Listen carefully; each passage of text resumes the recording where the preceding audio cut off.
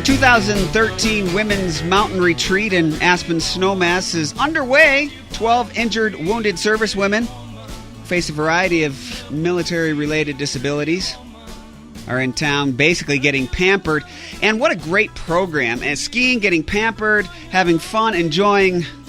It really is. This CAMO. Beautiful. Oh, and what a day. And Look CAMO is putting it on, part of Challenge Aspen. Challenge Aspen, military opportunities. David, I cannot thank you enough for this because seriously, this is ridiculously a good idea. And how come we haven't done this ever? Is this the first time we've done this? No, well, not for CAMO. We did it a couple of weeks ago, but, you know. No, but I mean, as far as the mountain retreat, is this the first time? I think, what, 3 years? 4 years? 4 years. It was a good idea. Was this your idea? No. Well, it is a great idea. It's been around for a while. Well, you know what? Here's the thing, though.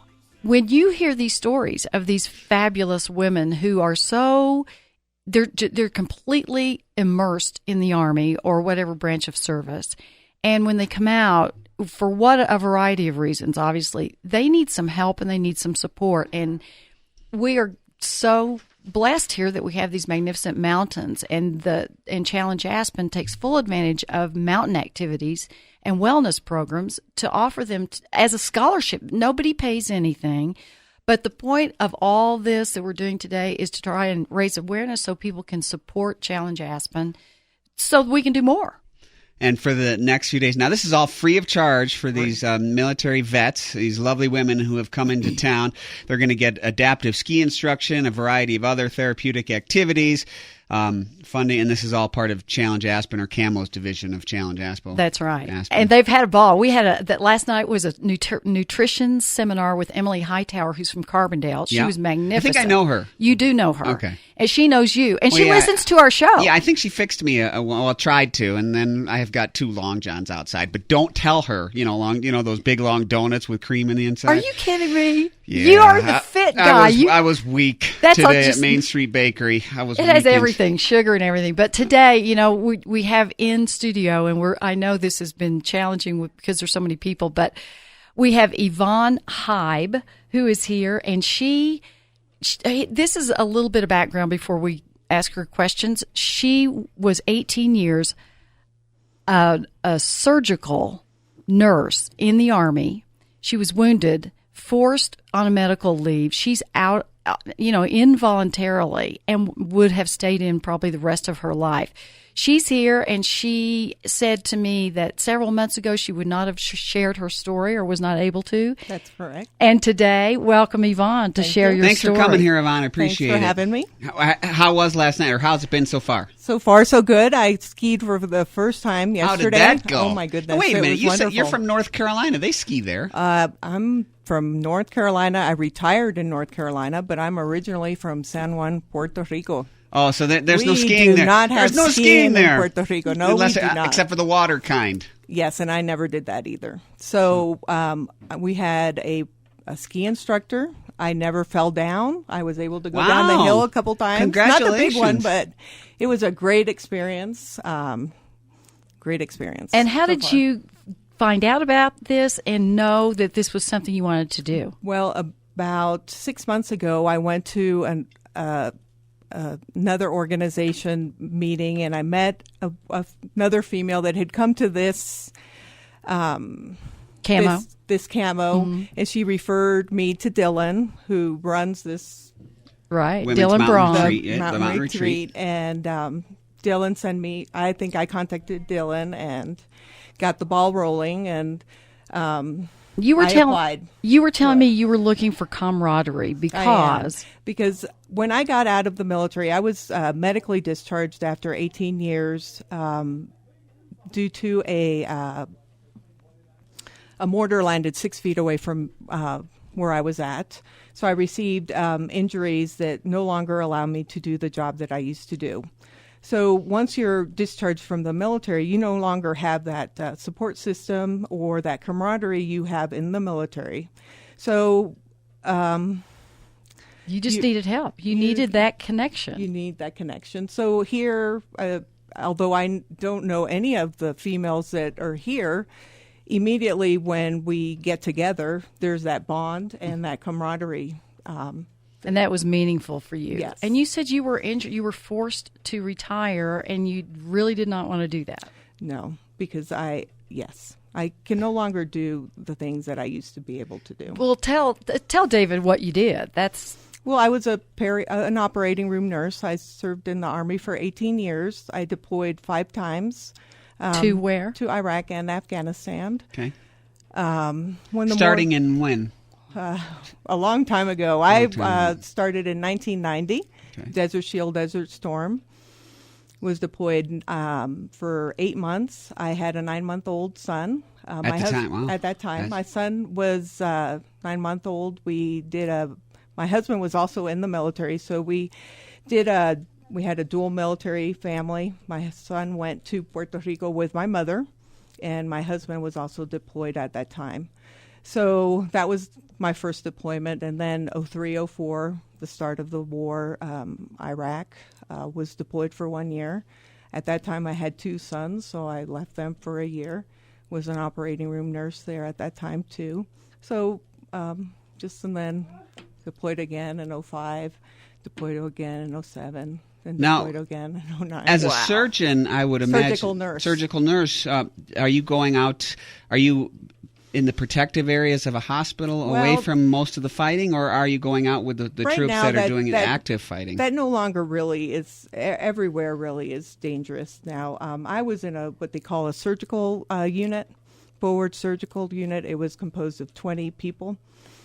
We had was highly trained 4 surgeons and then medics and nurses, but we were a very small team that went up to the front. So you were actually helping people that were wounded right away, right in the middle of the fighting. Right away, and then they were brought back to the combat support hospital, the MASH units. Every time you were deployed, were you in that same type of dangerous my last environment? deployment was like that, the one where I was wounded. The other ones I was in combat support hospitals.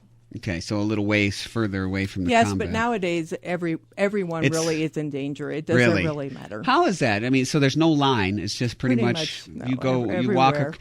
Is there any place safe on the camp?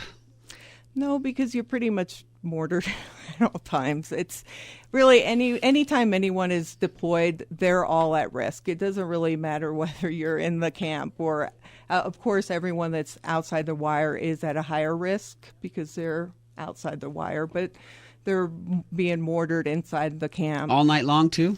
In Afghanistan, they stopped mortaring when it became nighttime. They usually just mortared during daytime. Huh. It was interesting, but I wonder why that was. They wanted to sleep. I think it was the technology. They didn't have the technology. That's probably right. It's the technology. Mm-hmm. That's exactly probably right. But I love the military. If I had to do it again, I would do it again. I love taking care of our soldiers. The job I did allowed them to come back to their families, and I would do it again in a second. I mean, you have a very unique picture of this whole thing because you were in Iraq the first time, or in Kuwait for Desert Storm. Actually, we went into Baghdad. Oh, you were into Baghdad. We were 20 miles from Baghdad. I do know that you were 20 miles from, but that's when Bush decided not to give the order to go in. Yes, but we were 20 miles from Baghdad, and in the unit I was in. So it's a lot of people don't even realize that. And women were right up there too, in front, right. Isn't it incredible to hear her say she would do it all again? Yeah, This is the indelible human American spirit that's just beyond comprehension for me, the courage and the bravery to go back and do that again. And then you were expressing to me earlier out in the front that you were very emotional that you had to leave the military. It was your home. I love the military. Yes. Yeah. I love the camaraderie. I worked with some of the most amazing soldiers, and it doesn't matter what rank, what services. I started off as an enlisted soldier and then worked my way up to an officer. I used the GI Bill. It was my family. So programs, and to go back to programs like this, why I'm here and why this program is so important is it gives me back that camaraderie, helps me go out in public again, helps me find a new person, help me define a new me because I don't have the military anymore. I don't know. And what happened is a mortar 6 feet away from you Right. exploded. Wow. Landed 6 feet away from me. So I was recovering. I had 8 surgeries in my hand, so I have limited range of motion. I have shrapnel bilateral legs.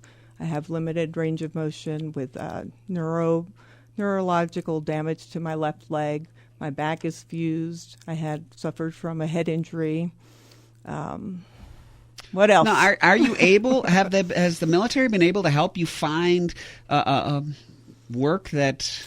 Well, I am no longer in the military, so I am. But the post-military, there are some post-military. I can no longer do my job due to memory. I have short-term memory problems, and so my goal is to find something new to do and educating people, and that's where when I met Anne yesterday, and she talked about this opportunity. My goal is to start educating about TBIs. TBIs being, what's a TBI? Traumatic brain injuries. Oh, TBI, okay. And which is something that I have, and because I look normal. If you see me, I don't look like I am disabled, but I am disabled, and I cannot work because I can't remember things. Like I can't remember Anne's name. She knows me though. But that is something that I will have for the rest of my life, and it will not. I am to the point where I've recovered to the point where I won't get any better. So I have to find what I can do with what I have. It is pretty amazing when Ann pointed out that you have every right to be angry, but you would enlist in a heartbeat if I would they go let you back. back in an army. Well, if not with how I can't remember things right now. If I was back to the Yvonne I was before, I would go back in a second because not with how I'm functioning now. Do you understand? But you know what, David? This woman, Yvonne, she just needs to. You are all together, and you want to reinvent yourself. You should be a spokesperson. Thank you. She came in here so nervous and didn't want to speak and hasn't been able to share with anybody. And you sound like you could do this every day of your life. But what's interesting is when you, and I want you to know this, that Yvonne, when you start talking about it, you actually become very focused. When you were talking to me and telling me your story, you were very focused and didn't show a bit of fear.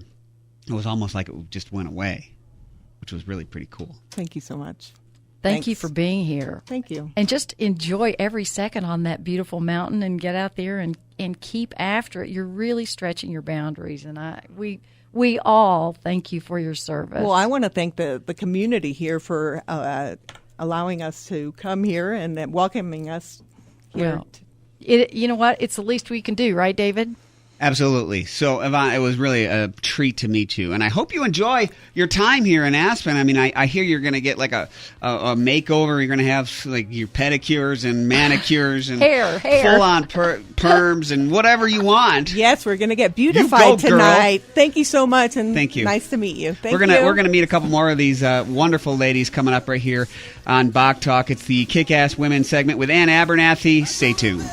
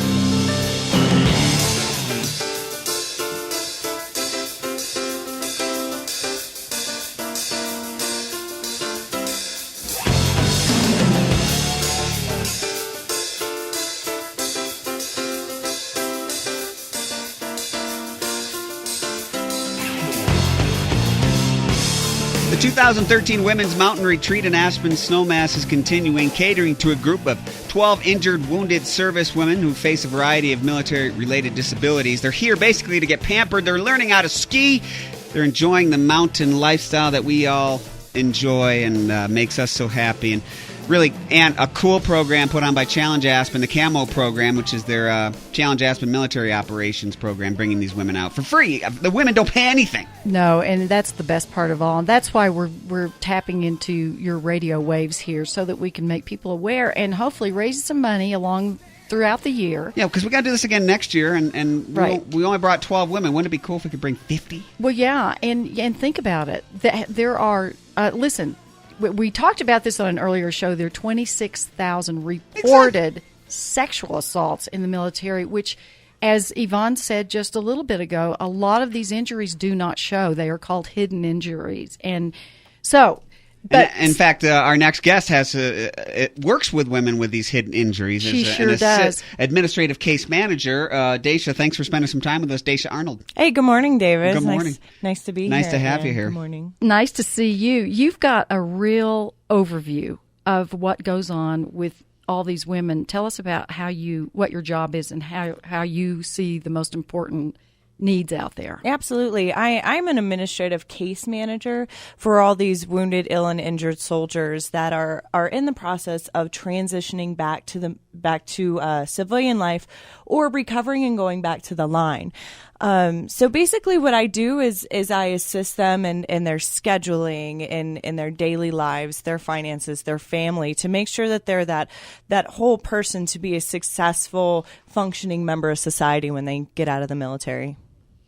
You know, when we were talking to Yvonne a few minutes ago, I couldn't stop thinking about the fact that how do these women, after getting into these military operations, I mean, how do they sleep at night? I am afraid of the dark, and I have never been to Afghanistan or Iraq. How do they sleep at night? I can't really speak on them and how they sleep at night. But as far as I can imagine, as being a female in the military, it's a lot of coping mechanisms. A lot of, you find your hobbies, you find what makes you comfortable at the end of the day. Your family, what centers you, and that's how you're able to push through the terrible and awful things that we see and experience. Is there victory? I mean, are you able to bring them to a place where they can be and they can stand alone and back to where they were before all these terrible things happen? And not all the time. A lot of these injuries are extremely extensive, and it takes a lot of clinical and therapy and such to assist them in getting to a place. And it might not be where they were before, but it's a place where they can function and thrive. It's such a tribute to the human spirit to see them come out and working so hard at it, which is what I saw last night. These women have made themselves available. They've gotten themselves here. How did you get here?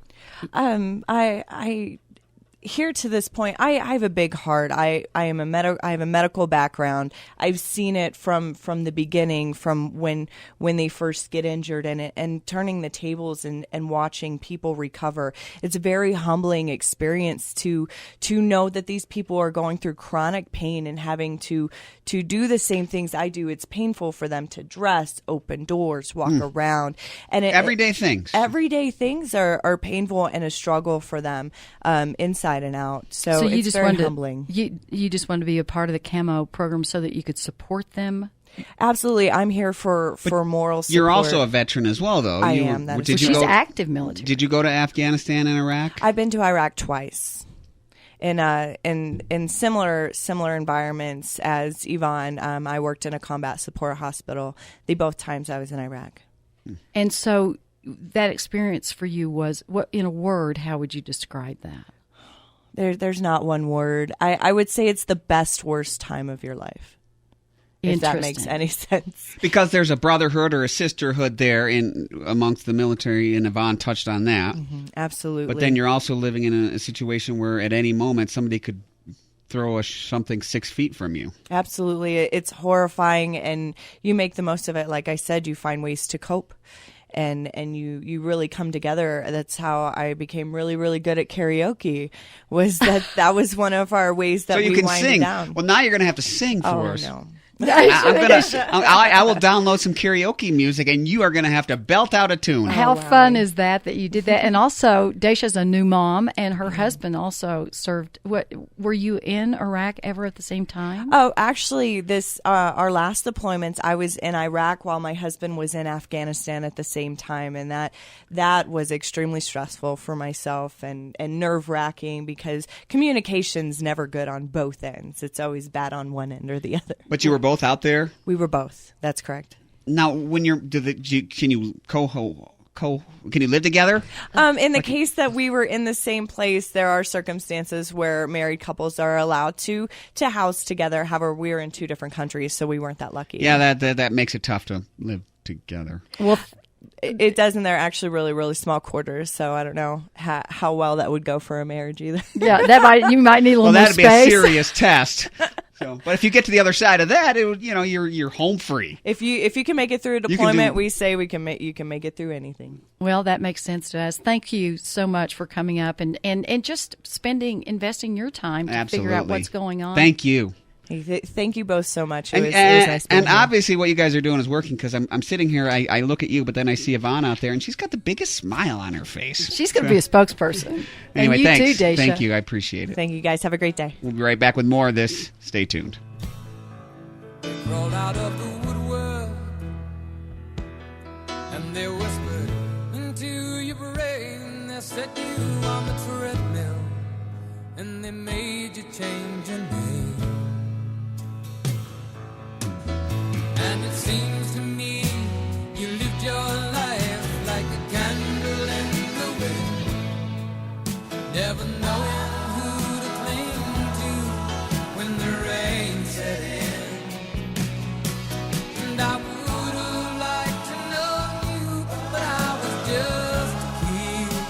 Your candle burned out long before your legend ever did.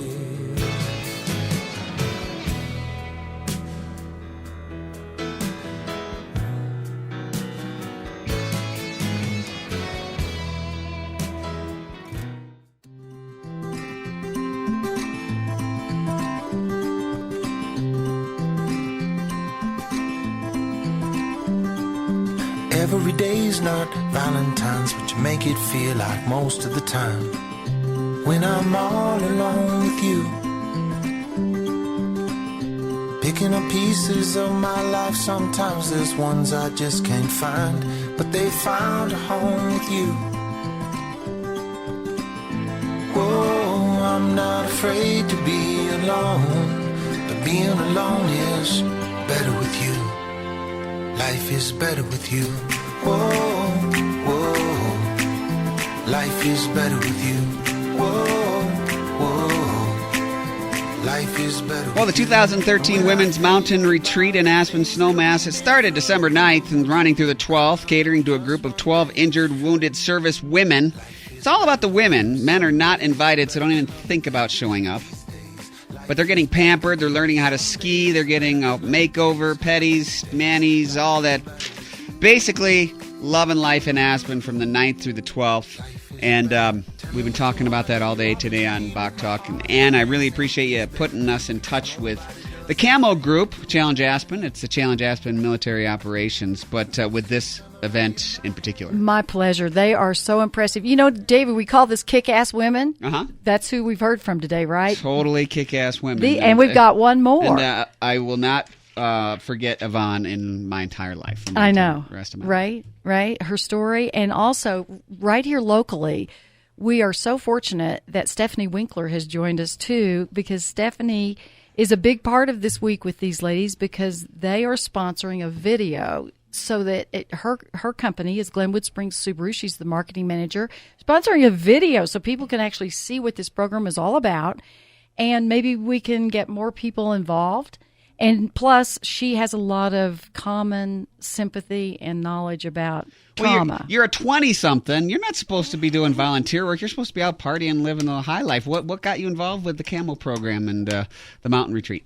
Actually, I was very fortunate. I was at work one day, and our owner, Jeff Carlson, came to my father, who's the general manager of Subaru and has worked for Jeff for over about 25 years now. And he came to us and had the information about CAMO and Challenge Aspen and said, I want to be involved with this. Find out what we need to do. And I'm very fortunate to work for somebody who cares and is very involved in the community. And I get to be involved, and I'm really, really looking forward to getting to know these girls, especially just the two I've already met have me all worked up and emotional. Yeah, I know we're all standing out here with tears in our eyes, but also, Stephanie, that's because it sort of hit a nerve with you. Yeah. Tell us a little bit about what happened to you last year, briefly, and as much as you want to say. Actually, this year. This year, I was up wakeboarding at Rudai here in Basalt, Labor Day weekend, and started coughing up some blood. I thought I had possibly punctured a lung or something from some dislocated ribs I already had. But ended up going to the ER a few days later, finding out I had pneumonia for the 4th time. And 3 days after that, I found out I had lung cancer. You're like 26. You're not supposed to have lung cancer. And Yep. You've never smoked? Never smoked, exercised 4 times a week, eat right, live in beautiful Rocky Mountains with no air pollution. And kick-ass skier. Snowboarders. Sorry. Snowboarders. So, but you were out there on the mountain going down fast, right? Yep. I was born and raised in the valley, so I started skiing when I was 2 and snowboarding when I was 10. And it's something that has consistently been in my life because I find it very motivational, and it's a great way to enjoy the area we live and stay in shape. And you, I know, went through a lot of surgery and all kinds of treatment, but you're skiing again.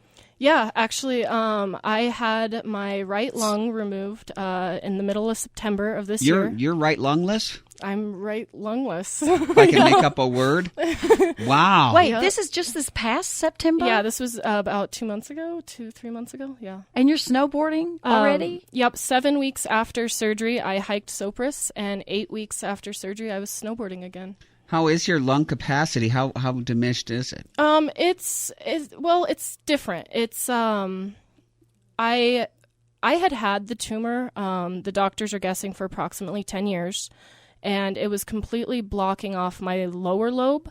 And so I had always been told that I have shallow lungs or exercise-induced asthma, but inhalers never helped. And it came down to the fact that I just had no lower lung because it was completely blocked. So I would say that my capacity is the same now as it was because I wasn't getting oxygen before. So Sopris wasn't a problem? It's challenging in a different way. I'm winded easier, but I can catch my breath. Whereas before, once I lost my breath, I was just out of luck. I'm hoping with all the exercise and all of the activities I do, I'll be able to get that back. It's not like your liver, your lung doesn't grow back, but you can at least try and expand and make the most of what you have. What about your emotional recovery? Because that's a pretty big thing to take on when you're 26 years old. Yeah, I am. I'm very open about the fact that I did not mentally or emotionally prepare myself whatsoever, and I had a really bad fallout post-surgery. Right, actually, and that's why when Yvonne was talking, and she had made the comment that when she left the military, she had no choice. So you connected with Yvonne there. Yeah, when she said no choice, that just, it totally got me, because I just remember finding out when I had cancer, and I knew something was wrong with my lungs, but never, ever in a million years would I ever think cancer. And not at 20 nothing. No, yeah, exactly. And actually, it's pretty staggering. You know, there's not a lot of awareness built around lung cancer because a lot of people assume you get it because you smoke and right. you had a choice in it. And therefore you may, deserve what you got. But that's not the case. There's a lot of people that get lung cancer that have never smoked or never done anything to ask for it. And it's actually the deadliest cancers of them all. The 87% of people who get diagnosed die in the first 5 years. So now, are you clear? Is it gone? Is it remission? Nope. Actually, all the pathologies come back that it's completely removed, and that's why we took more of my lung than we needed to. That's why I took the whole thing? Yeah. Well, there's about 20% left on the right side. So. Boy, that's good. That's a relief, isn't it? Yeah. I mean, I know this is really hard for you to talk about, as it should be. And I think you're very brave to come in here and do that. And what's amazing is that you can so connect with these wounded warriors and their emotional state of being. And when we're sitting here looking at a very beautiful young woman, it is astonishing to me that anything was ever even wrong with her. But the fact that you're now emotionally and physically well enough, you can go snowboard. You told me that the mountain was very therapeutic for you. Absolutely. For me, I went through a very angry phase of, what was the point of all this exercise and trying to live right just to get cancer anyways. But then I have to switch my mentality from having my lung removed being a disability to surviving cancer being an accomplishment. And I have to embrace the fact that I've been given a second chance to do everything I want to do. And to hike Sopris, irresponsibly by myself, I know. You did it by yourself? I've been Get out of here. I've been yelled at a few times, but I needed that time alone to see how far I could get and how much strength I had. Was it at least in August? Were there other people up there? No. Oh. It was in November. Oh, when there's nobody ever going up there. And can't ski up there. It's too cold to hike. So I didn't start until noon. Oh my God. Stephanie, come on. I know. It was very irresponsible, but the sun goes down at like 4. That's what 20-somethings do. That's what 20-somethings do. But she's still here. Just don't do it again. I know. So, but it's that being outdoor and being able to, get to the top of a mountain or, right now I still have a bunch of broken ribs and I shouldn't be snowboarding, but... You're snowboarding with broken ribs? Yeah. David, you've got a broken toe. You are need not to learning. listen to Yeah, this. but the broken ribs are different. I know it, but I'm just saying. She's out doing that. My doctor said I could do anything I want to do, but keep in mind, if you fall, it's really going to hurt. And so far, knock on wood, I have not fallen. So it's been an amazing season. I think I've skied more this month than I skied all last year because last year was cut short from having a hamstring reattached. So you've had a rough go of it over the last 5 years. But you know what? This is all in 1 year, actually. She's here giving back, and that's what's so great. You're going to go out and ski with the warrior women tomorrow, yes? Yeah, for snowboard. Well, actually, yeah, I'll get to see them tonight at the event, and then we'll get to ski all day tomorrow. And Hillary Stumpus from Subaru will be joining us as well. Fantastic. And are you going to ski with the girls, or are you going to snowboard? Well, snowboard, to be correct. There are some. You should see some of these girls. There's one who's a competitive snowboarder. So really? She was talking about the funnel. She's going to push you. Yeah. She will. Oh no, she is kick-ass. They're all. By the way, one of them's a sniper. These are formidable, strong women. Wait, you've got a sniper in this group, too? There's a sniper. What's her name? Dee. Dee is just the most quiet, mild-mannered person with all this thick, gorgeous hair. And she said, last night, Emily Hightower was asking us all to go around the table and say what you do that you do really well. And don't be modest. Tell us. And Dacia is a karaoke singer, and it got to Dee, and she said, "Well, I'm a sniper. I'm a marksman. I'm really great at it." Wow. So you'll be with these women. I am not messing with any of these women. No, nor should you, David. So. These are the women that defend our country and defend our freedom and protect us and have courage and such bravery, as do you, Miss Winkler. Yeah, it's nice to have you around, and I'm going to come up to Glenwood Springs Subaru and come talk to you because I just appreciate you coming in here. Oh, no problem at all. I really enjoy it, and for me, I just want to, I always feel so spoiled where I live, and I get to do this stuff every day and enjoy the mountains. And to me, that's my therapy. And so if I can share that with these ladies and help them find a way to just enjoy a few hours of their day, that's an accomplishment for me. Good for you. This is great. Pretty well, you're cool. going to be around doing this a long time, my dear. We're so happy to have you. And yes, I have an Outback I just love. So Exactly. Everybody, my sister drives a Subaru, so she loves it as well. So that's probably going to be my next car. But I appreciate what you're doing, because what you're doing is very cool. And at 26, that's really a testament to you. So thanks for being here and doing that. Thank you very much for having Now, us. you can learn more about this at the Challenge Aspen website. Just Google Challenge Aspen. You'll find it. Or you can go to AnnAboutAspen.com. it's on there today. We're having an event at 5 o'clock tonight at the Mountain Chalet. And it's really going to be nice. And it's open to all women out there, the All public. women. If you want to meet some of these great women, some of these kick-ass women, you can do it. They're And amazing. thanks for bringing these women in. It's really been a cool show. Absolutely my pleasure. Take care. That's all the time we have for today. Hope you get a chance to enjoy the sunshine, and what a beautiful day. What a beautiful night it's going to be. I wish I could go. They told me I couldn't go again. I ask every time, and they haven't changed their mind. Anyway, thanks for listening today. Talk to you tomorrow.